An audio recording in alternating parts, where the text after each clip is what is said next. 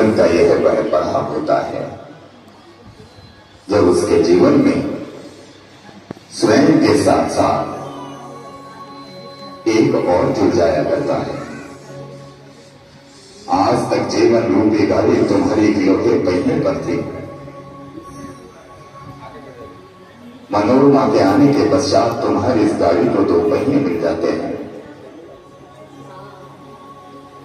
और किसी भी गाड़ी का यह नियम होता है कि यदि दोनों धुरी दोनों पहिए एक गति में एक साथ चले, एक दूसरे के प्रति उचित व्यवहार रखें, तभी ये जीवन की गाड़ी आगे चलना संभव हो सकती है।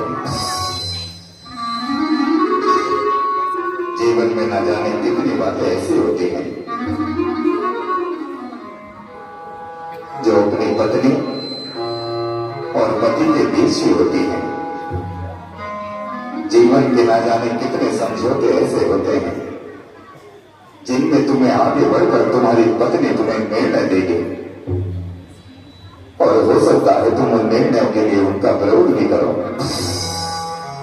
लेकिन ऐसा सदैव सच नहीं होता कि हमेशा आपकी ही बात सत्य हो या आपकी पत्नी की बात असत्य हो। ये राजपाट, ये राज तो महले, ये इतने सारे प्रजाजन, ये सब अब तुम दोनों के निर्णय पर आभार रहेंगे।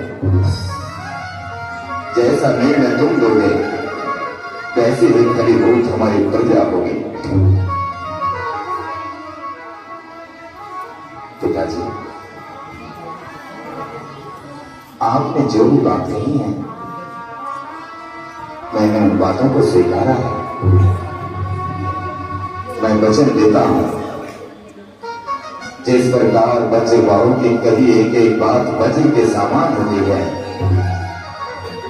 आपको साक्षी मानकर कहता हूं कि जीवन में कैसी भी परिस्थिति हो, कैसा भी समय हो, मैं अपनी पत्नी का साथ कभी नहीं छोड़ूंगा।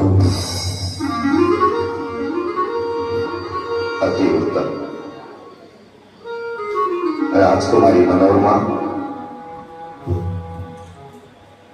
तुम अपना परिवार छोड़कर इस राज्य में आई हो।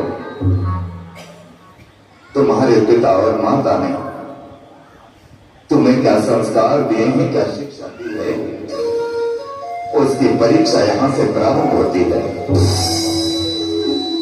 जिस समय मैं तुम्हारे पिता से बात कर रहा था तब तुम्हारे पिता ने रोकर मुझसे कहा कि अपने घर की लक्ष्मी, अपने घर की खुशियां तुम्हारी झोली में डाल रहा हूं महाराजा इकबाल।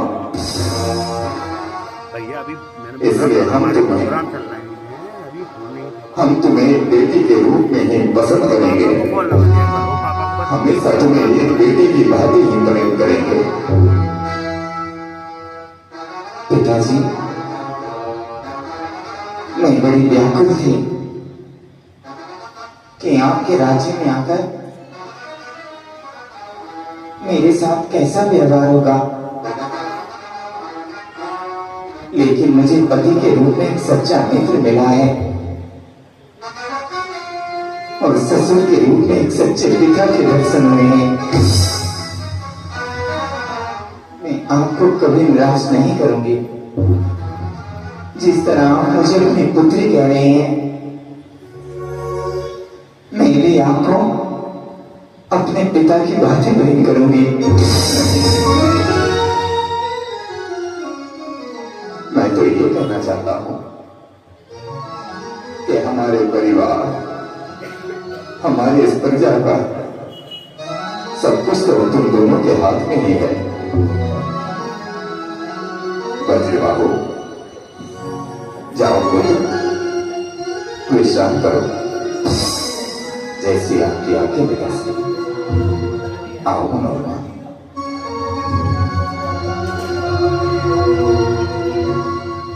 महाराज, बोलो। आपने अपने पुत्र को तो बोल दिया विश्राम करो, मुझे भी तो बोलो आराम कर ले।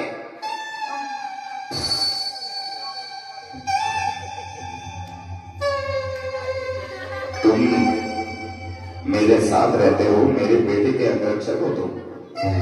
मेरे हालात देख के लगते हैं कि मैं अंगरक्षक हूँ। मुझे खुद किसी से रक्षा लेनी पड़ती है। महाराज, आपके पुत्र के विवाह में कई रोज से घर नहीं गया। अगर कुछ दिन और हो गया तो घरवाली बोलेगी कि पता नहीं किसका पति हमारे पति पर आया है। तो तुम क्या चाहते हो? पत्नी, मतलब? पत्नी के पास जाना चाहता हूँ, अपने बच्चों से मिलकर आना चाहता हूँ। तो इसमें आज्ञा लेने की क्या जरूरत है? आज्ञा ही तो लेनी है। कम से कम पत्नी से जाकर तो बोलूंगा कि समय कम है, बच्चों से जल्दी मिलवाओ, जल्दी से अच्छा भोजन करवाओ, राजा जी से आज्ञा लेकर आया हूँ। मुझे तुम्हारी बात समझ नहीं आती। समझ कहाँ से आएगी? तुम क्या बोलो तुम्हें? अब जाऊं कि नहीं जाऊं? हाँ हाँ, जा सकते हो, जाओ, मुझे भी विश्राम करना है। ओ राजा जी भी विश्राम करेंगे। आइए आइए, इधर आइए। वहाँ है, वहाँ है, वहाँ है, आइए। चिट्ठी आई है, चिट्ठी आई है, चिट्ठी आई है, चिट्ठी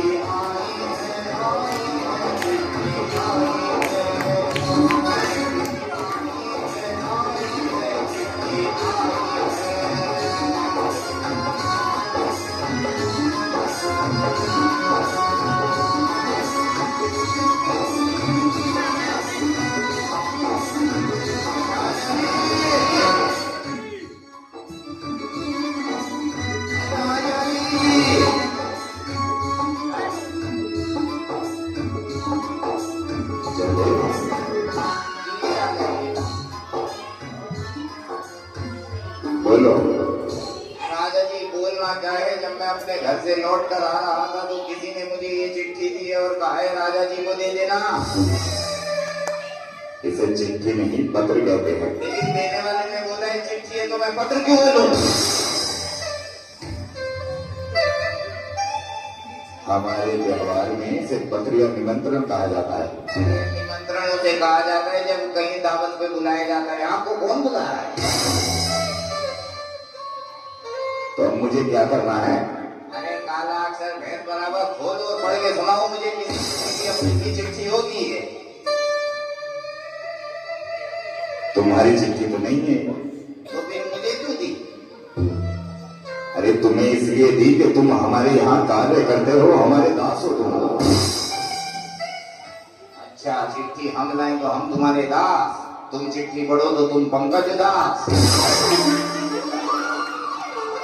तुम ज्यादा मत बोला करो। ठीक है। बच्चे बाबू को बुला कर लाओ। ठीक है। राजकुमार, राजकुमार भैया, राजकुमार भैया। क्या हुआ? वो बुला रहे हैं। कौन? वो जो सर पे मुकुट रखते हैं अपने। पिताजी? अच्छा, पिताजी है वो आपके? वो ही बुला रहे हैं। प्रणाम पिताश्री। कहिए। पुत्र बजरबाहु, ये पत्र मेरे मित्र पड़ोसी राज्य से आया है। उनका कहना है कि उनकी सेना की स्थिति ठीक नहीं है,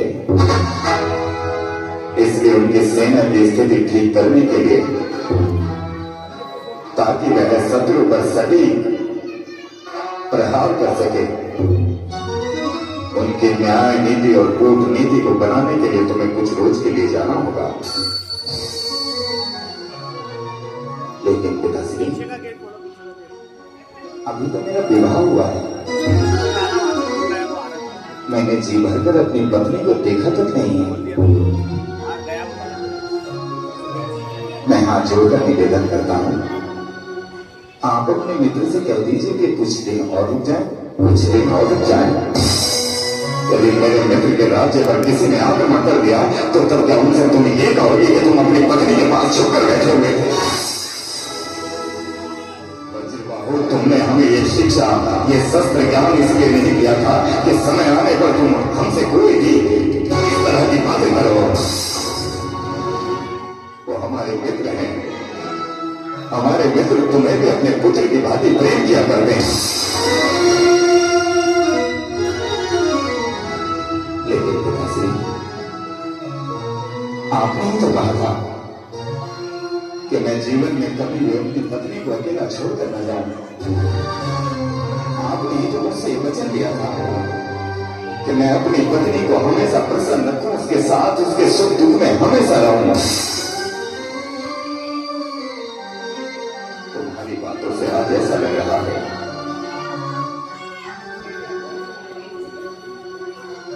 ऐसा लग रहा है कि तुम्हारी पत्नी क्या हमारी कुछ नहीं करती।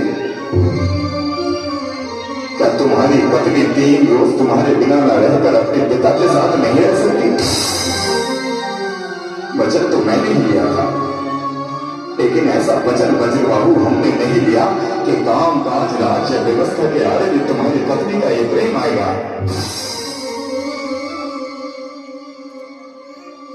आप क्या चाहते हैं? हम ये चाहते हैं कि केवल 3 रोज की ही तो बात है। तुम मेरे मित्र के पास जाओ और उनके न्याय व्यवस्था को ठीक सुचारू रूप से चला कर आओ।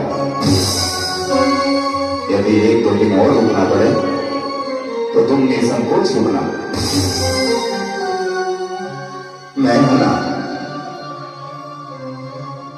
हमारी विद्या को जो भी आवश्यकता होगी ये नौकर चाकर हम ध्यान रखेंगे। पिताश्री, मैं आपकी आज्ञा स्वीकार करता हूं। मैं 3 रोज जाने के लिए तैयार हूं, लेकिन मैं उसके बाद कभी भी अपनी पत्नी को अकेला छोड़कर कहीं नहीं जाऊंगा।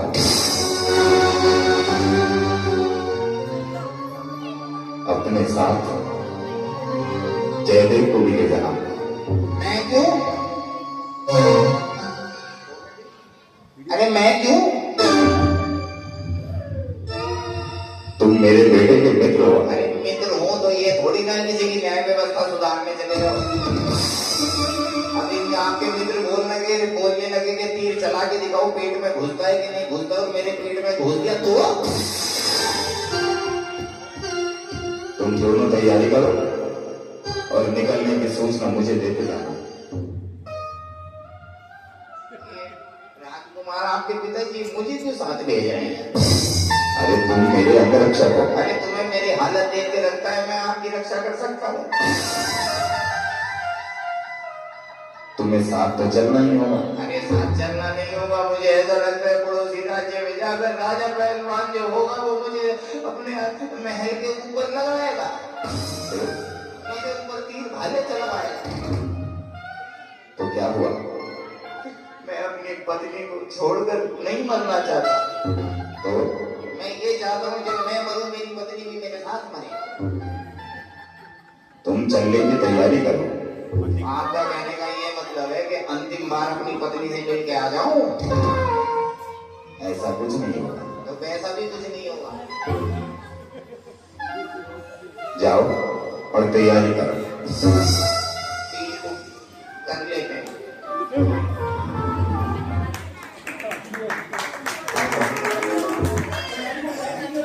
कर लो।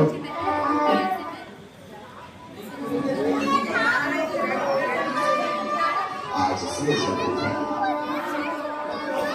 पिताश्री की रात दरबार में गई।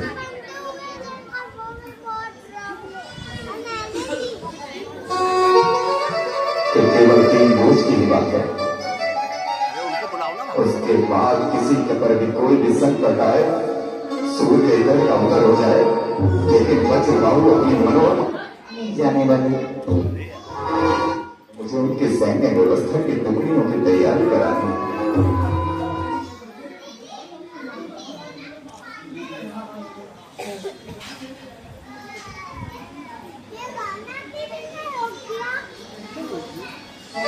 उसके बाद किसी के पर भी कोई भी संकट आए, सूर्य इधर का उधर हो जाए, लेकिन वज्रबाहु अपनी मनोरमा से कभी अलग नहीं होगा। आप कैसी बात कर रहे हैं? मैं तो आप ही की हूँ।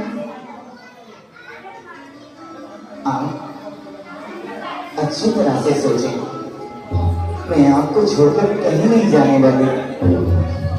आप जाइए, मैं आपको यहीं मिलूंगी, आपकी प्रतीक्षा कर रही हूँ।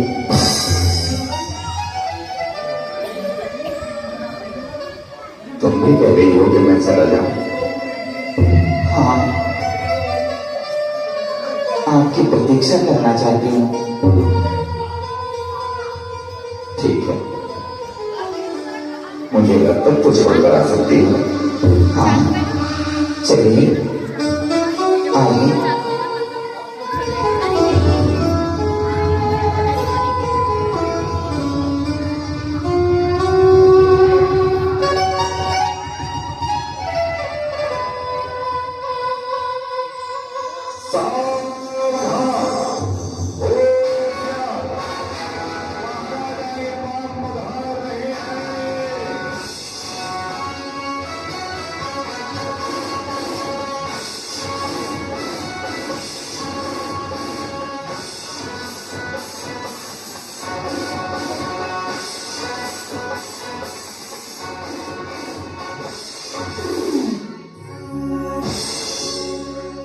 महाराजा विराज को जोड़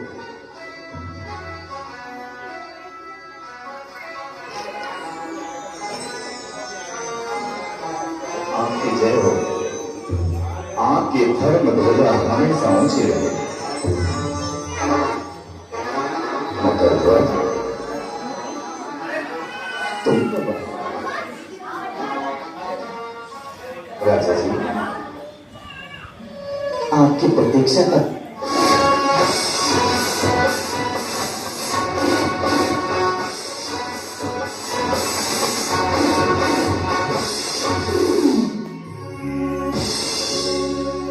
महाराजा विराज को जोड़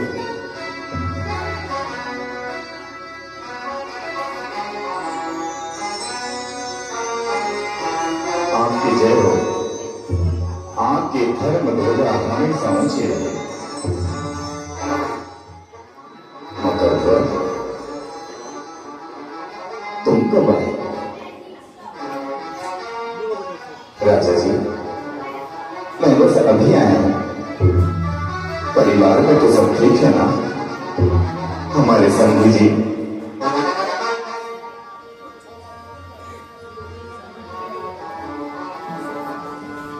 हमारे संधि जी, तुम्हारी माता जी, सब परिवार में कैसे हैं? राजा जी, जब से बहन को दुल्हन बनाकर तुम्हारे घर में भेजा है, तब से पिताजी और मां का तो रो रो कर बुरा हाल हो रहा है। सारी बहनें, सारे भाई बहन को याद करते रहते हैं। मां और पिताजी ने मनोरमा को ले जाने के लिए भेजा है। उन्हें अपनी बेटी की बड़ी याद आ रही है और यही रीत है। बेटे, तुम्हारी रीत पे सब समझता हूं, लेकिन अभी मेरा बेटा यहाँ नहीं है। मनोरमा को कुछ रोज के बाद लेकर चले जाना। ये आप कैसी बात कर रहे हैं? आपने तो कहा था कि आप अपने घर में बहू नहीं अपनी बेटी लेकर जा रहे हैं, और आप एक पिता होते हुए उधर रोते हुए माँ बाप की पीड़ा तो नहीं समझ रहे हैं। मकर ध्वज, मेरा बेटा आएगा तो मुझसे वो अपनी पत्नी के लिए पूछेगा। बड़ा प्रेम करता है तुम्हारी बहन से। बहन, कुछ रोज के बाद लेकर चले जाना। भैया, भैया,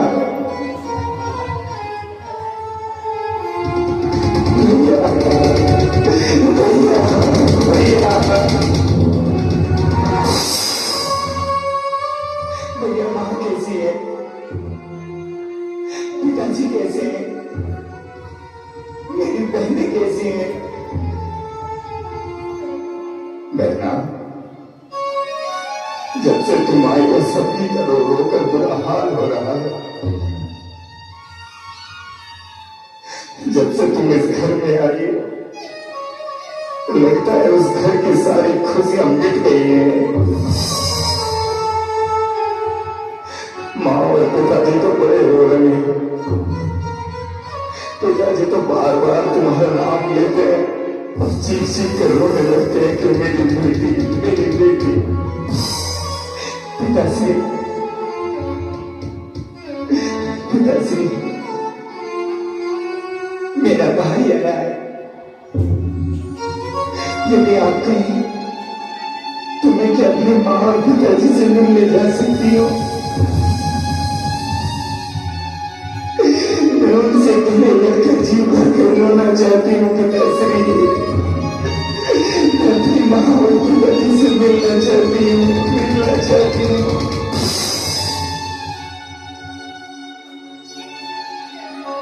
ठीक है,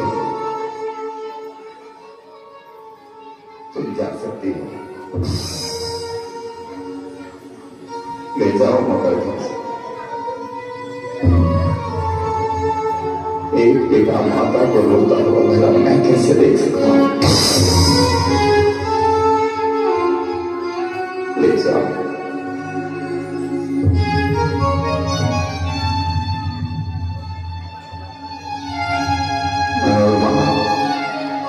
जी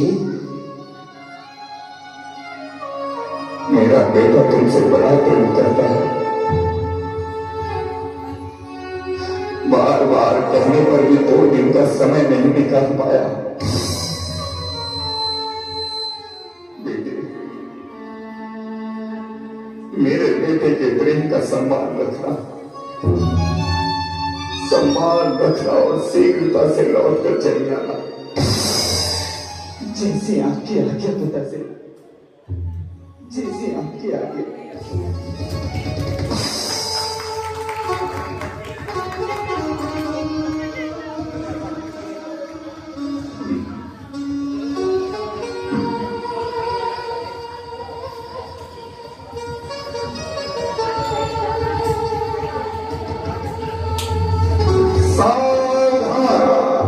युवराज राजमहल लौट रहे हैं।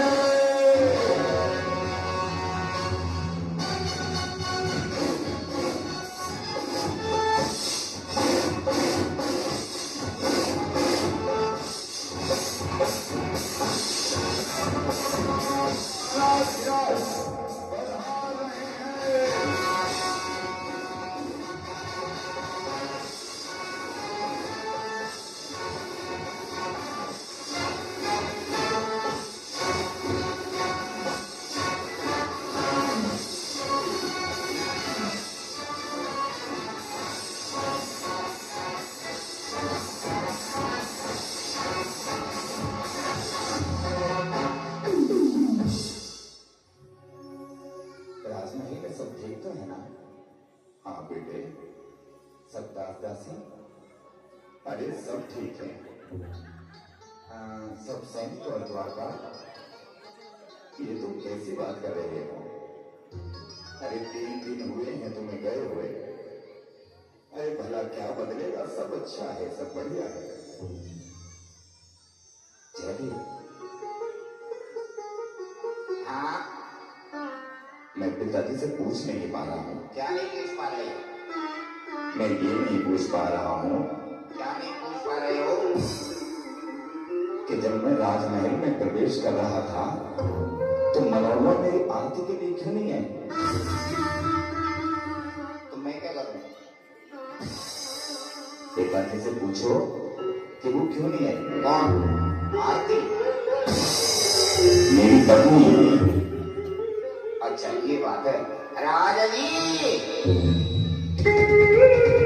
वो एक अरिहंत ज्वेलर सराफ मनोज जैन जी, दिगंबर जैन मंदिर। राजा जी, हाँ बोलो। वो जब हम राजमहल में आ रहे थे तो हमें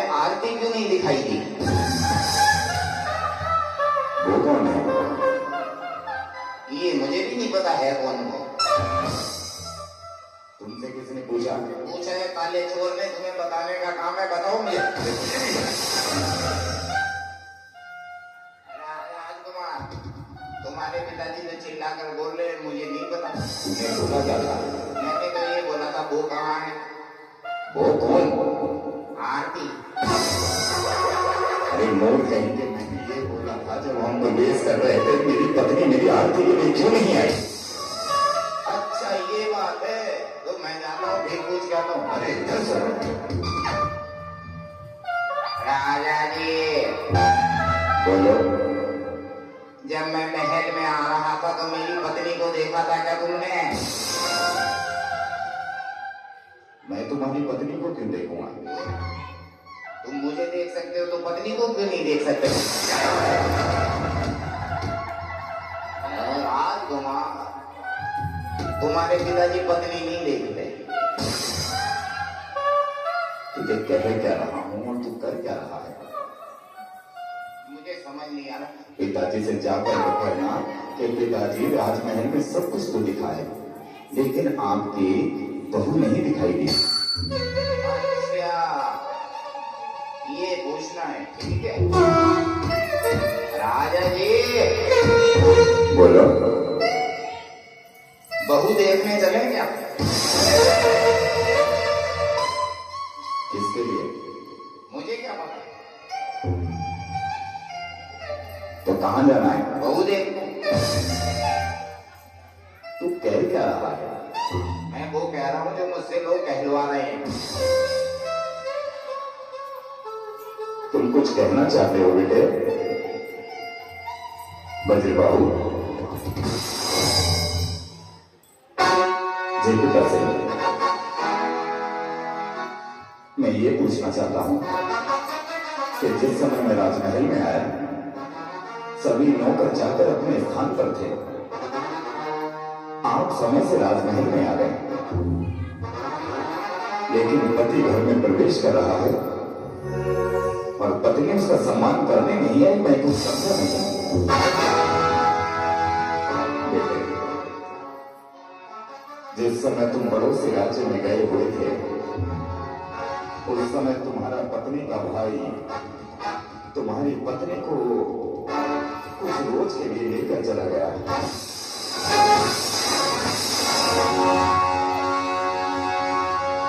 क्या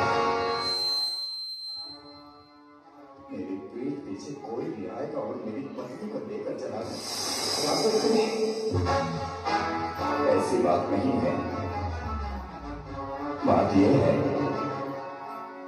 कि उनके माँ और पिता को उनके बेटे की बड़ी याद आ रही है। याद आ रही है।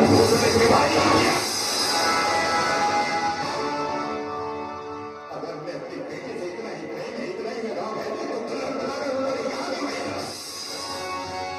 और उसका भाई होता हुआ है तो मेरे के आगे अगर मेरी पत्नी को लेकर आ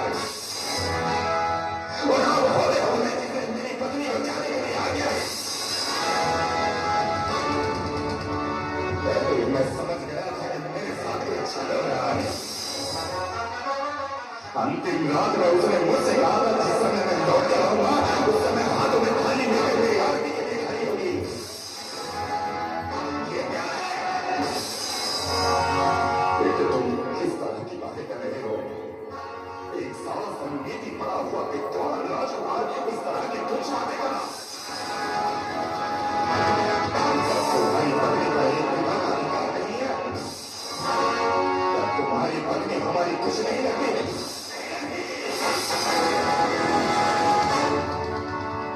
हमारी पत्नी हमसे है और हम अपनी पत्नी से। हम तुम्हारे बेटे थे इसलिए हमने तुम्हारी आज्ञा का पालन किया और चले गए।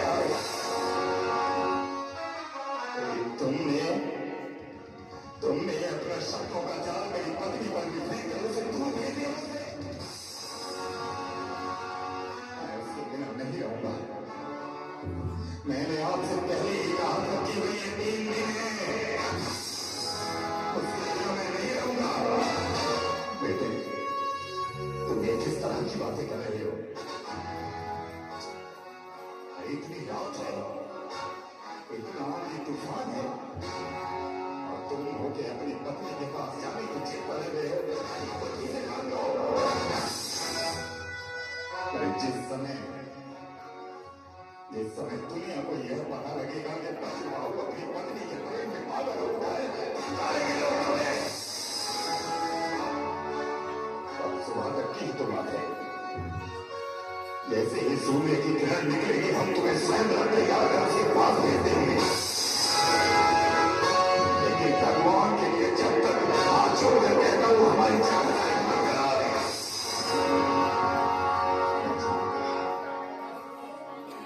वो मुझे छोड़कर गई कैसे? उसने अपने प्रेम में झूठी बात कही कैसे? उसने ये कहा कैसे कि वो हमेशा हमारे साथ रहेगी, चाहे आंधी आए या तूफान आए मैं चला जाऊंगा।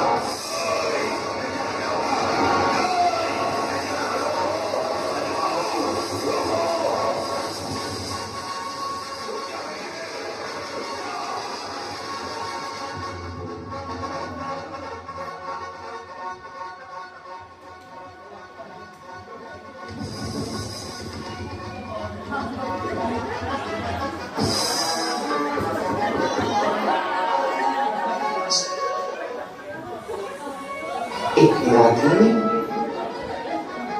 भला मेरे कक्ष में कौन आ सकता है? देखती हूं।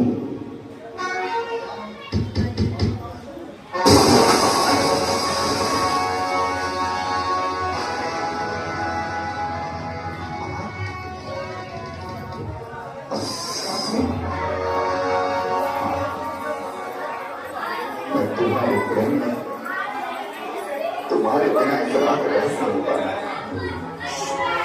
और तुमने भी मेरे साथ होता रहा।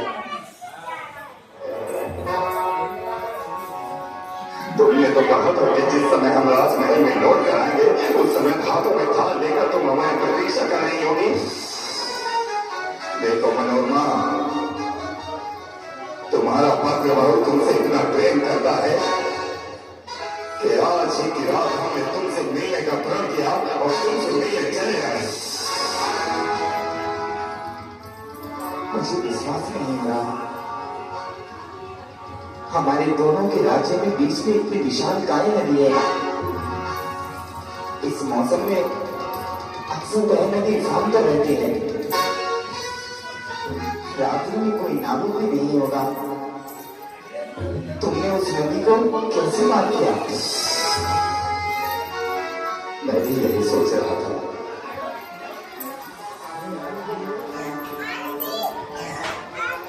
मैंने भी यही सोचा था। मैं जैसे उस नदी के पास पहुंचा, मुझे कोई भी नाविक नहीं दिखाई दिया। तब मैंने नदी में बहता हुआ एक लकड़ी का टुकड़ा देखा। मैंने उस टुकड़े का सहारा लेकर एक किनारे से दूसरे किनारे को पार कर लिया। और जानती हो मनोरमा, जिस समय मैंने उस लकड़ी के टुकड़े को बिजली की चमचामाहट में देखा तो वो लकड़ी का टुकड़ा नहीं, किसी इंसान का मुर्दा था।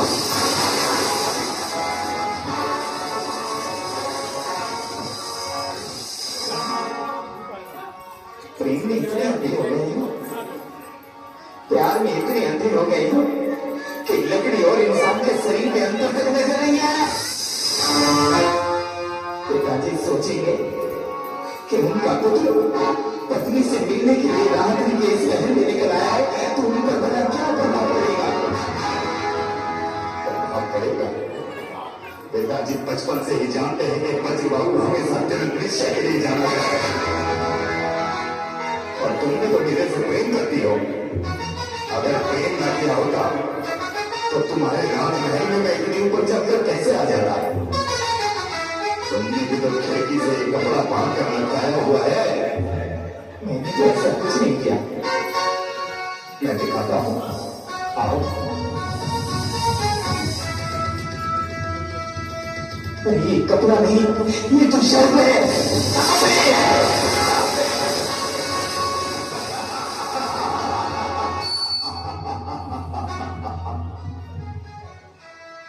प्रेमी हो तो मेरे जैसा, जो अपनी पत्नी से मिलने के लिए वस्त्र को शर्त समझकर, शर्त को वस्त्र समझकर तेरी शैल कक्ष तक आ गया है।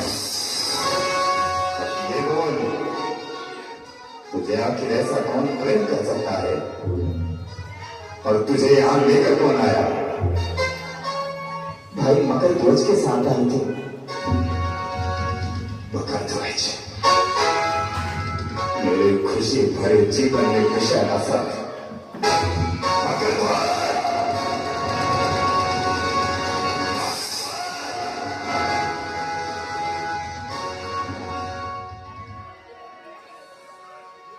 जीजाश्री,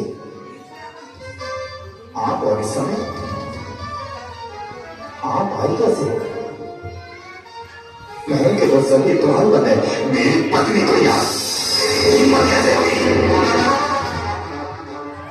हमारी बिना आज्ञा के खुशी हमारी पत्नी को हमारे राजमहल से छीन ले गया। मेरी मां और पिताश्री का उनकी पुत्री से मिलने का मन था, सो ले आया। जब तेरे पिता और तेरी मां को तेरी बहन की इतनी ही याद आती है तो उनका विवाह हमसे क्यों किया है? अगर तुम्हें अपनी बहन इतनी ही प्यारी है तो सोने की गुड़िया बनाकर खाने के लिए रख देते।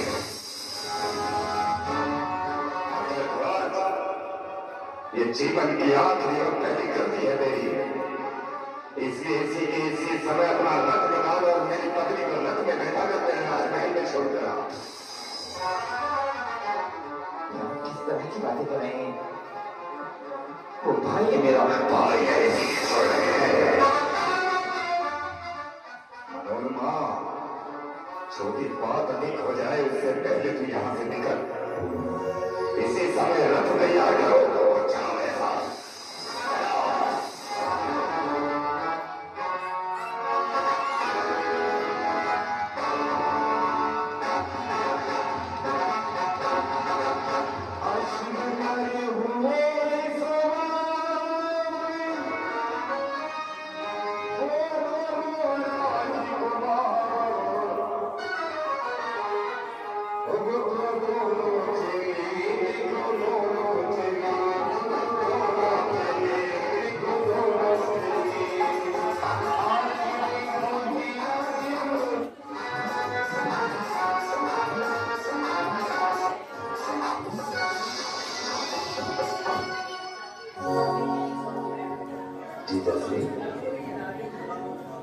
ये क्या?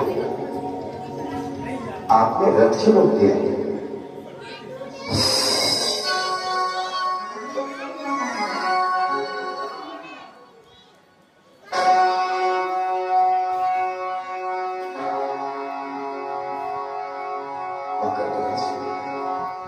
हाँ जी जैसे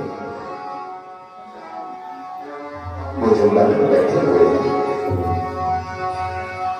वो पुरुष कौन है? वो ये साक्षात दिगंबर मुनि है।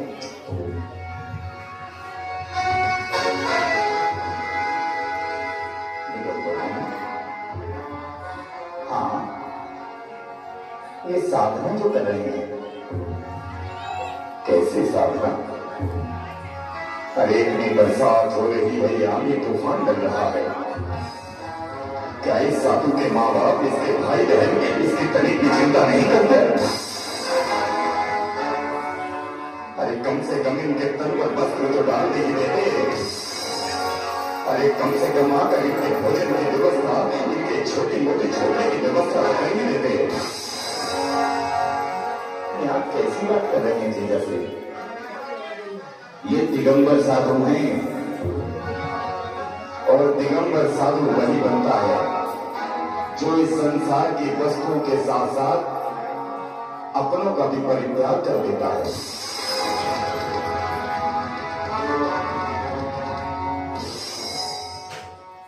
और इनकी पत्नी, क्या इनकी पत्नी इनके लिए तनिक दुख नहीं होती? जैसे आप कैसी बातें कर रहे हैं? दिगंबर साधु वो बनता है जो जन्म से लेकर मृत्यु तक ब्रह्मचर्य व्रत का पालन करता हो। आपकी तरह नहीं, आपकी तरह नहीं कि मेरी बहन एक रात्रि एक दिन तुमसे दूर क्या हुई, तुमने तो ये कहते अपने आसमान पर ही उठा दी। जी जसरी, यहाँ दोनों को देखकर हास्य तो आ रहा है। एक पहाड़ी के ऊपर बैठे हुए दिगंबर मुनि जो सब कुछ छोड़ छाड़ कर साधना की दीन है, और एक आप हैं जो मेरी बहन के प्रेम में इतने पागल हो रहे हैं कि उनसे आज रात्रि ही लेने आ गए।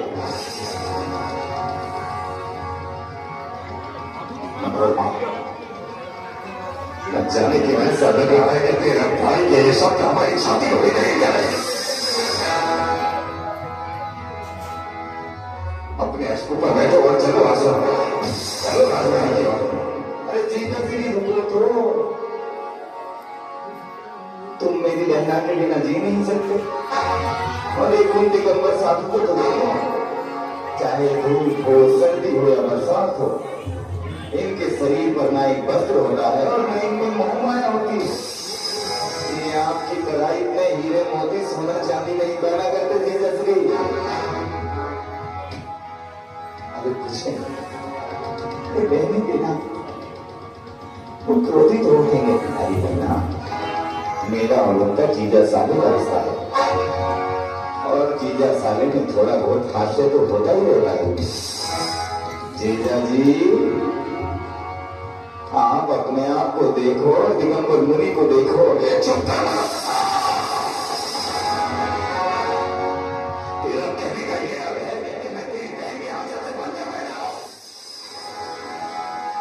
तेरा ये कहने का अर्थ है कि मैं तेरी बहन के आंचल में बैठ कर पागल हो गया हूं। क्यों होते हैं तो उनसे चुके, वो बार बार इस दिगंबर मुनि का माना मुझे मार रहा है।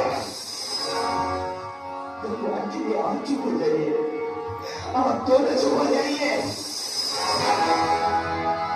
और घर चलिए। जीजा श्री, हाँ घर चलते हैं, लेकिन आखिरी बार दिगंबर मुनि के दर्शन तो कर लो।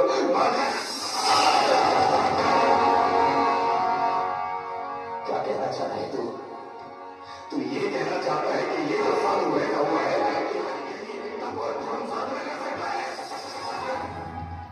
ये जो साधु बैठा हुआ है क्या यही दिगंबर मुनि का वेश धारण कर सकता है? मैं कहना तो नहीं चाहता, लेकिन अगर आप मान रहे हो तो यही बात ठीक। दिगंबर साधु हर कोई नहीं बन सकता, और जो पत्नी से इतना प्रेम करता हो वो तो कभी नहीं। तो ये शब्द मेरे कानों में चुभ रहे हैं। बोल बोल, अगर कि मैं वास्तुवान का दिगंबर विशालावन का दिगंबर साधु हो गया तो तू क्या करेगा? अगर आप दिगंबर साधु बन जाते हैं ना, तो मैं आपसे दीक्षा लेकर आपका शिष्य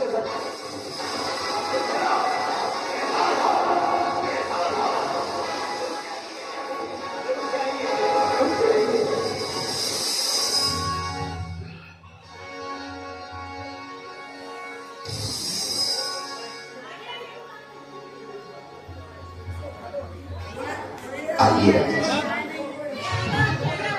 विश्राम का समय, आप विश्राम कीजिए, मैं तब तक पहरेदारों के साथ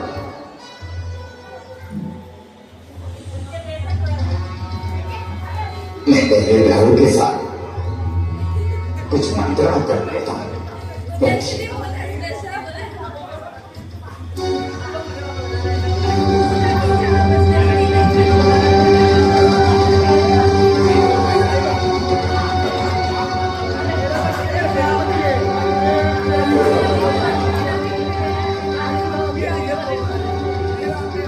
मेरा प्रतिभा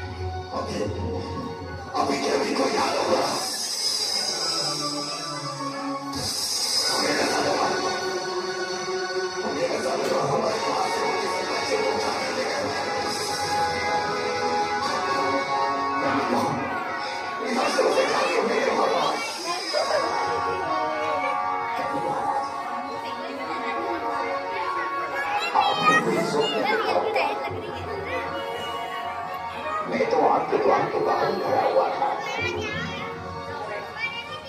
मेरा बेटा, मेरा पतिभाव कहाँ है? मेरा बेटा कहाँ है? आप ही के तो सामने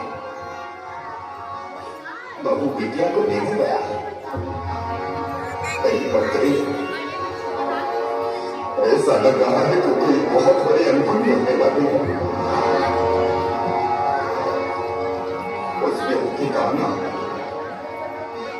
और मेरे सेकंड कक्षा एक बच्चे का उठाना, मुझे ऐसा लगता है मेरे बेटे के जीवन पर कोई संकट आ रहा है। ऐसी कोई बात नहीं है। रत्नी अलो, मुझे मेरे बच्चे बाबू के पास आना है। मेरा बच्चे बाबू संकट में है।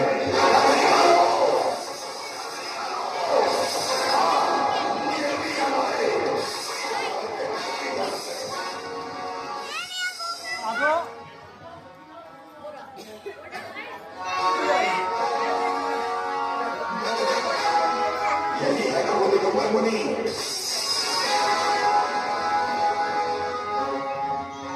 जिसे तुमने कहा था, कहो कि बार बार तुम जब दिगंबर मुनि कर रहे थे, बनूं या रहने दो? बनूं या रहने दो? आप एक काम करिए, अपना घोड़ा उठाइए और बहन को लेकर राजमहल जाइए। आज तेरे इन शब्दों ने हर उपद्रव किया है। ये आप किस तरह की बातें कर रहे हैं? आप दोनों क्या कह रहे हैं, क्या कर रहे हैं, मुझे कुछ समझ नहीं आ रहा। भैया, कम से कम प्रभु के लिए, भगवान के लिए तू ही अपना मुंह बंद रखिए। और तुम क्या ये बार बार दिगंबर स्वामी घूमने की जा रहे हैं? उनसे अपनी दृष्टि हटा क्यों नहीं लेते?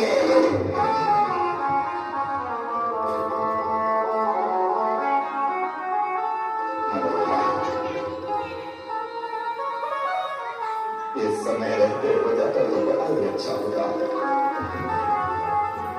ये देखो इस दिगंबर संत को, चाहे कोई भी मौसम हो, कैसा भी अकाल सूखा पड़ा हो, लेकिन ये अपने ध्यान में लीन बैठे हैं। इन दिगंबर मुनि को साक्षी मानकर कहता हूं कि मैं भी जीवन दीक्षा लेकर दिगंबर साधु बनूंगा।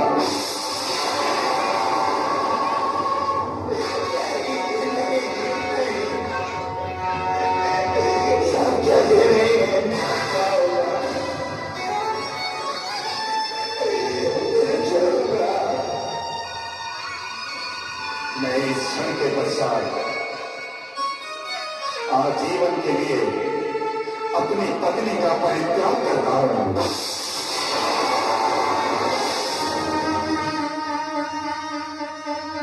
मैं हमेशा ब्रह्मचर्य व्रत का पालन करूंगा।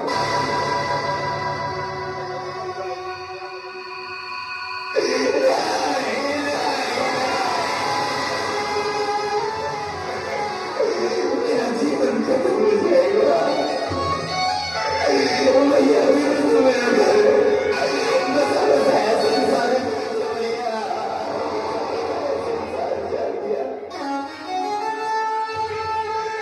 मेरे हाथों की बैंडी लगने नहीं सीखी थी। तुम मेरा परित्याग कर रहे हो। मुझे ऐसा मत कीजिए, मैं आपके बिना नहीं रह पाऊंगी।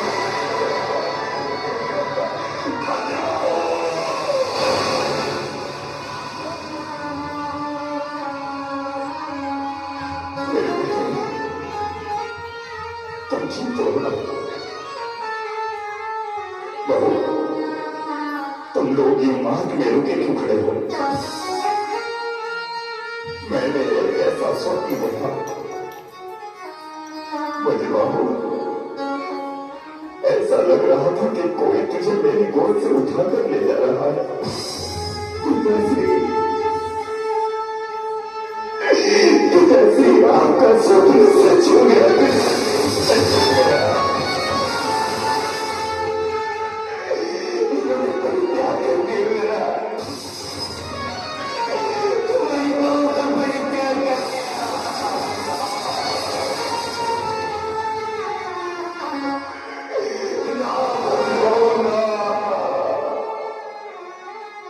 मैं क्या सुनाऊं बेटे? अरे क्यों, किसलिए? मौसा जी, ये सब मेरी गलती है। जीजा सिरी से एक छोटा सा मजाक किया था और अपनी बहन के घर में आग लगानी मौसा जी। बेटे, बेटे बस बाबू, चल लौट कर घर चलेंगे। नहीं जीजा से, बेटा से अब लौट कर नहीं जाऊंगा। इस विवाह में, इस जीवन में कोई सुख नहीं था, लेकिन जब से इन दिगंबर संत को देखा है तब से इधर प्रतीत हो रहा है जीवन का सबसे बड़ा सुख, जीवन की सबसे बड़ी परिभाषा यही है।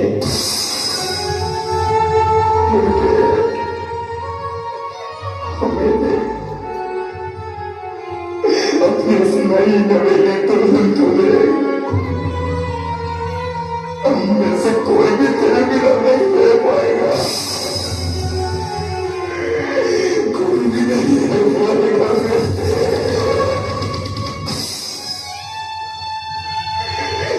मत छोड़ जा, ये राजपाट, ये राजगद्दी सब तेरी हो गए। मुझे मालूम तू तो अपनी पत्नी से इतना प्रेम करता था कि अपने पिता तब से झगड़ा करके आ गया।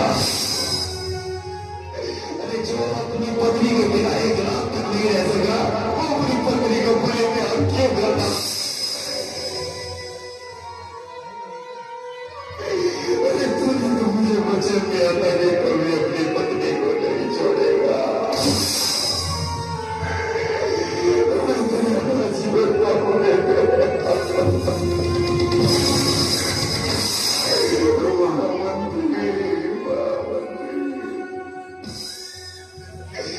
मुझे छोड़कर नहीं जा सकते।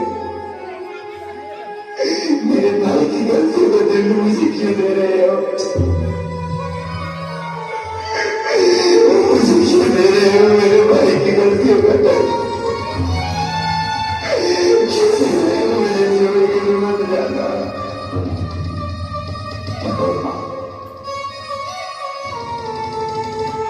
मैं जा रहा हूं मनोरमा, मुझे आत्म शांति प्राप्त करनी है। मैं जा रहा हूं। कहाँ चला मेरी जोड़ी, जीवन से तू भाग के, किसी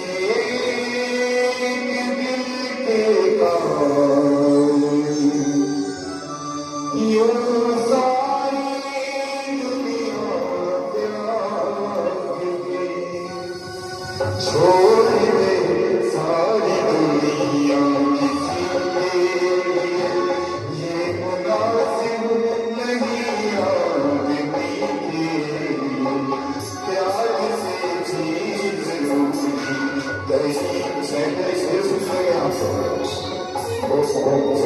मैं कल से मात्र 10 मिनट का नाटक दिखाऊंगा खुदा। आप आओगे मैं नाटक करके अंदर बैठ जाए।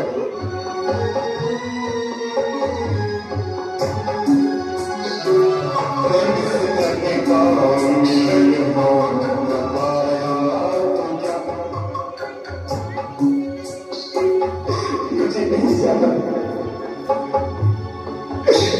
नहीं रहना।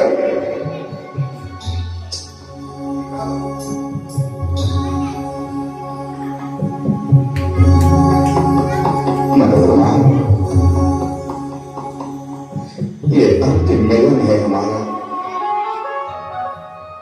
अब हम कभी भी कहीं भी किसी भी जन्म में नहीं मिलेंगे। ये अंतिम मिलन है। जी भर कर देख लो अपने भजे बाबू को, जी भर कर देख लो। प्रेयसी को अंतिम बार विदा, ये हंसे बकरी तुम्हारा है। मैं भी जाऊं तुम भी जाओ, ये है अंतिम मिलन हमारा है।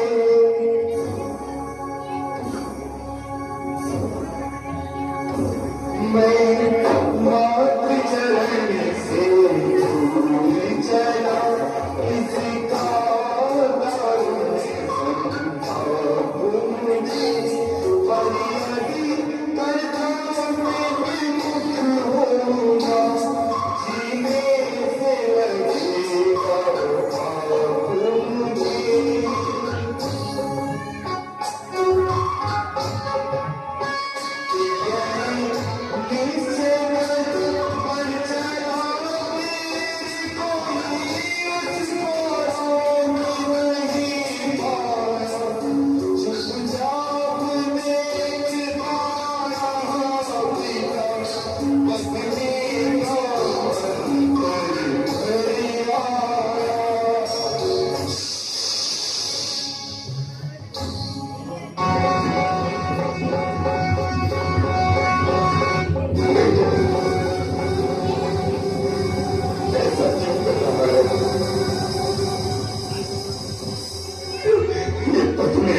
चाहती है तो किसी के लिए राशि मेरे लिए तो रुक जा, मेरे लिए तो रुक जा। अरे जिस समय मैं मरूंगा मेरी चिता में अग्नि तो लग जाना बेटा।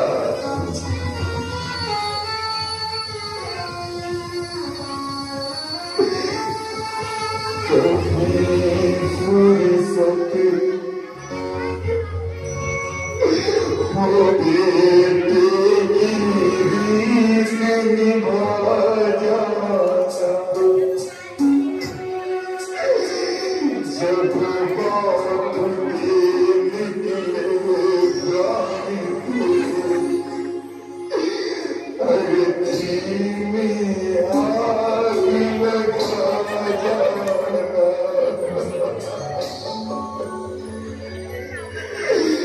ये सोच के तुझको पाना था, मेरी चिता में आग लगाने का, पर ये ना सोचा मैंने कभी, मुझे छोड़ के तू चला जाएगा। जो सोचा था सब टूट गया,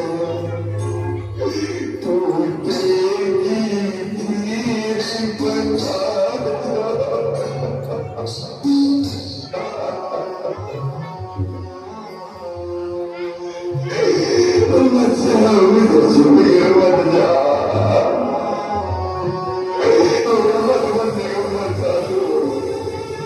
मत जा।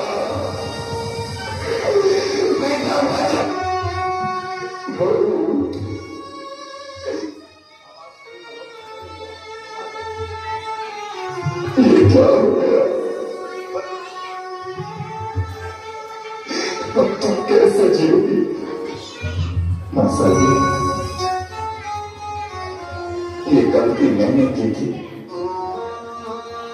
मैंने ये जीजा श्री को बार बार कहा कि आप मेरी बहन के बिना नहीं रह सकते। मैं उन्हें बार बार ताने मारता रहा। उन्होंने मेरी बातें सुनकर कह दिया कि मैं दिगंबर साधु हो जाऊंगा तो मैं क्या करूं। वो तो जिन्हें भिक्षा लेने चले गए। मैंने भी जीजा श्री को वचन दिया था कि मैं ये दिगंबर दीक्षा लेकर उनका शिष्य सदा बनूंगा।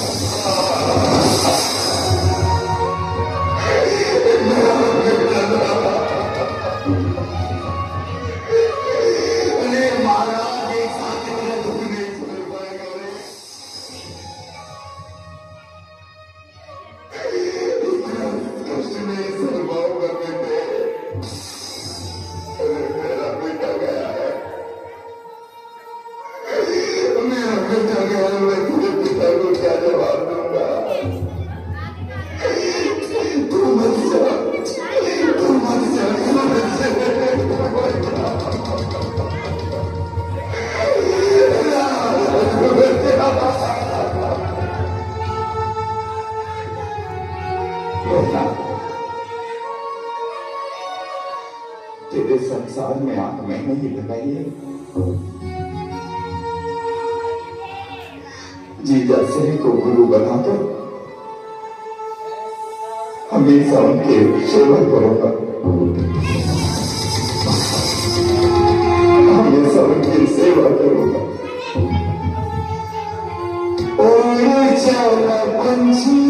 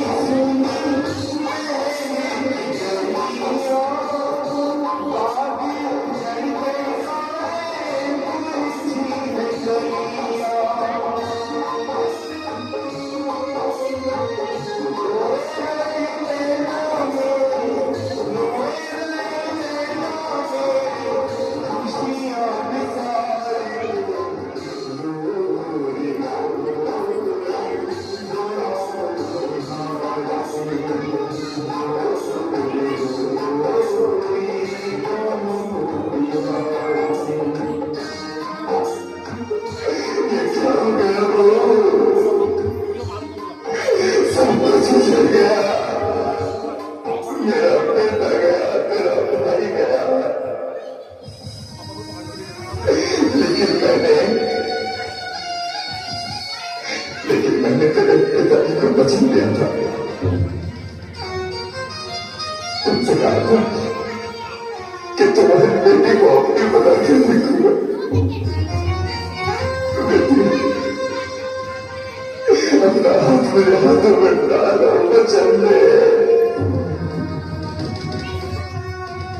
वचन दे कि तुम नहीं छोड़कर जाएगी। तुम हमेशा मेरे साथ रहेगी। मेरी बेटी को हमेशा मेरे साथ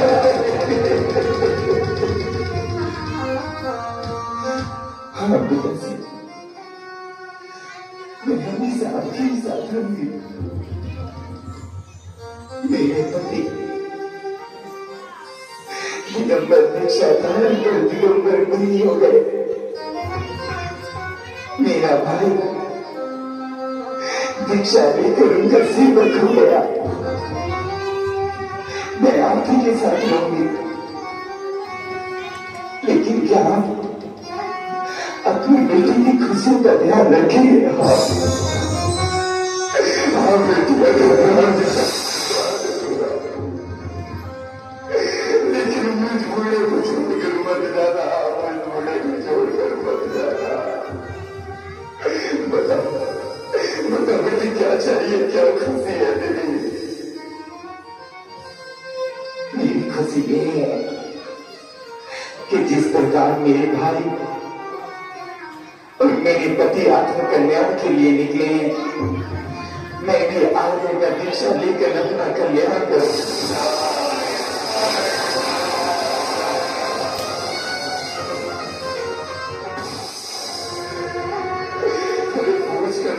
माँ बाप से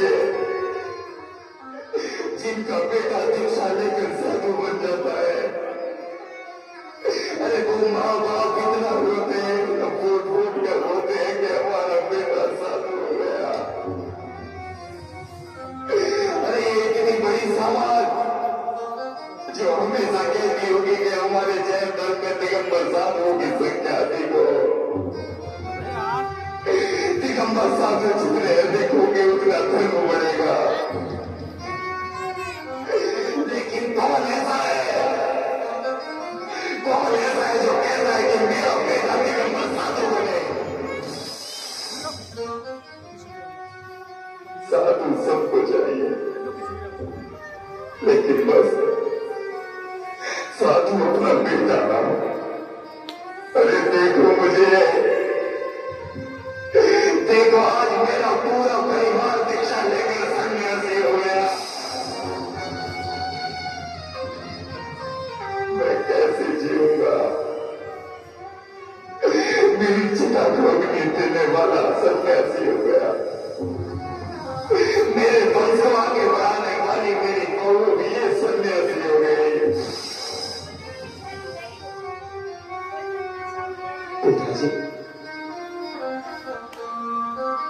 आज्ञा दीजिए मुझे, मैं अपने जीवन का कल्याण करने जा रही हूं।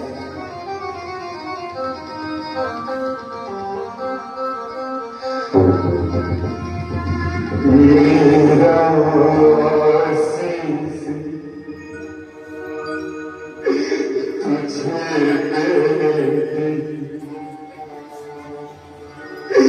तुझे तुझको भक्ति का मेरा आशीष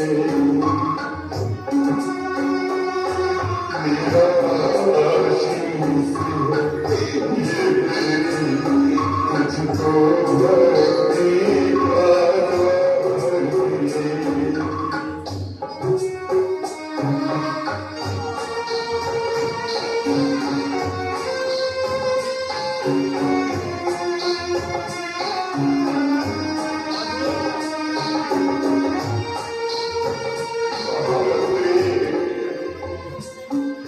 क्या करूं सोने चांदी का?